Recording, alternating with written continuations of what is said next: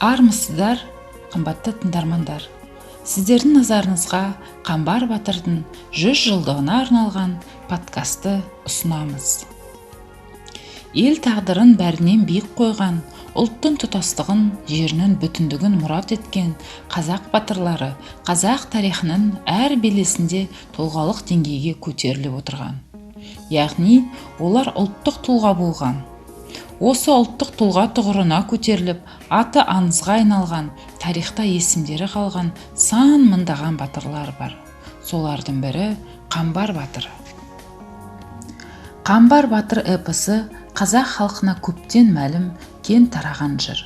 Қазақстанның қай түкпірінде болсын, ел сүйсіне тыңдап, сүйіп оқитын шығармасының бірі. Қамбар батыр туралы аңыз ел аузынан жазылып, алғашқы рет 1865 жылы басылады.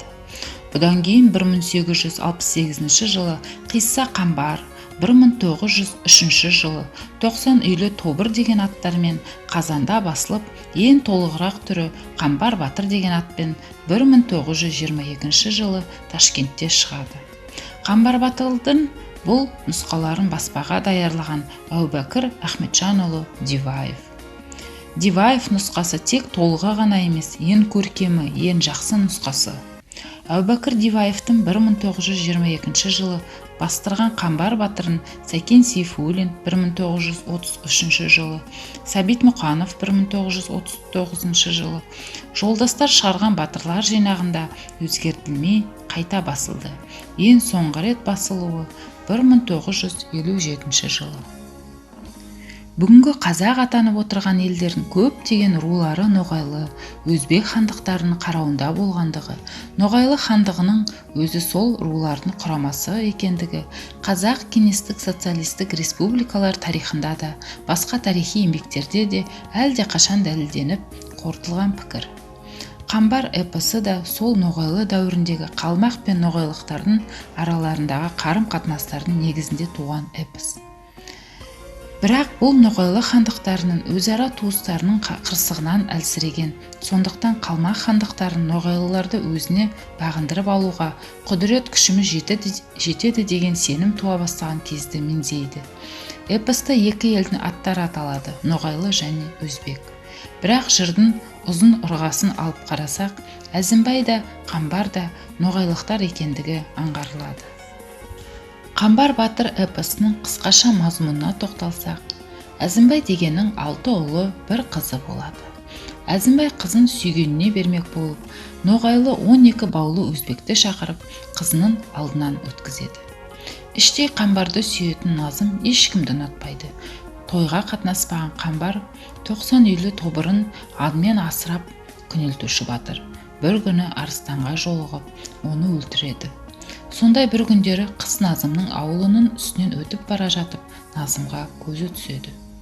Қыз қанша амал айла жасаса да, Қамбар оған тоқталмайды. Екінші оралғанында қызбен тілі қатысып, аулақ жүргенін мақұл көретіндігін аңғартады. Бұлардың сөйлесіп тұрғанын қыздың ағалары көріп, Қамбарды өлтірмек болады. Бірақ Назымның кіші ағасы Алшораз басқаларын тоқтатады. Қамбар өз бетіне кетеді.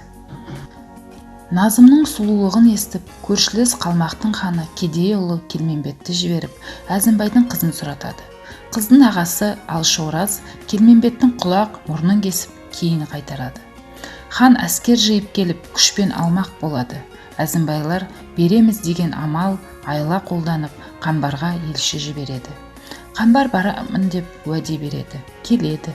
Ноғайлының батырын көрмекші болып, Қамбарға қалмақ ханы Қараман да кісі жібереді.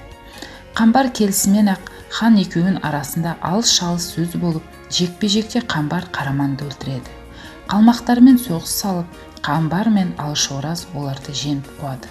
Қамбарға Назымды қосады. Той жасап, жасау жабдықпен еліне қайтарады.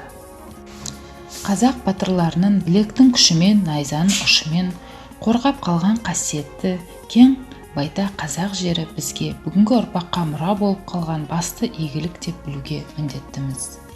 Осы қазақ батырларының қаны тамған киелі жеріміздің, қойнаудағы бар байлығымыз, тағы да осы батырларымыздың бізге аманат тапсырған қазынасы.